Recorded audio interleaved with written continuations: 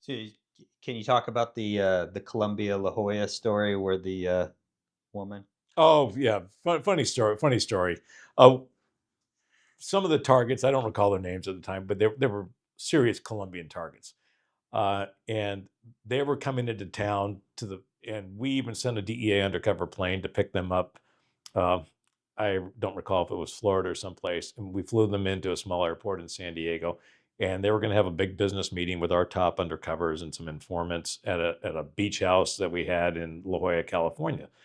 Part of my role in that operation as an undercover again was very minor, but I was to be there as a bodyguard for our people and driver and such, just part of the operation. So I did my role, uh, minimal interaction with these folks, and took them off. Had a the primary undercovers had a very successful meeting with them, and then following that, we were taking them back to the airport.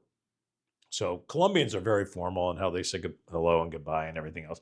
So as we're all leaving, they're all lining up.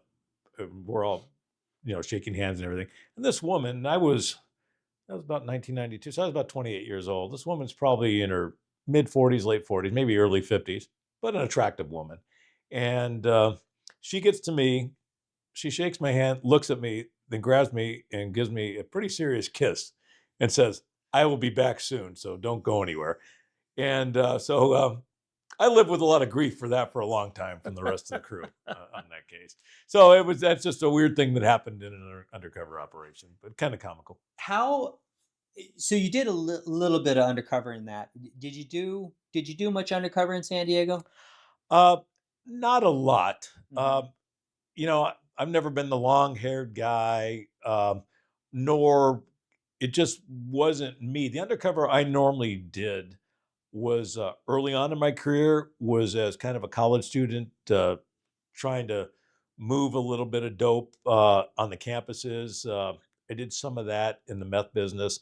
Then later, I assumed the role of kind of like an organized crime representative, and I was used out of Las Vegas to make San Diego connections with the Mexicans because I spoke Spanish, Mm. and so trying to make some connections there on cocaine and meth cases. And I did some. I wasn't like the guy people came to be the undercover. We Yeah. had some really specialized guys. Yeah. I did my fair share, but that wasn't my ultimate forte in the agency. Did you speak Spanish before going to DEA, or did you learn that during the snowcap operations? So, a little convoluted story there. In fact, I spoke some Italian with my grandparents growing up, and a little bit with my dad at home. And then I studied Spanish in high school. And then with DEA Snowcap, kind of really emerged or immersed in Spanish at the time. So it completely messed up my Italian because I had studied that in college too. And to this day, my Italian's really rough. It's more Spanish. And so, but I went to Spanish like fish to water. So it went really quick and became very good at it. Oh, okay. Yeah, yeah, I'm sure it benefited you through your entire career. Oh yeah, because I've received additional language training again in later assignments, and I speak it fairly well. Wow. Okay.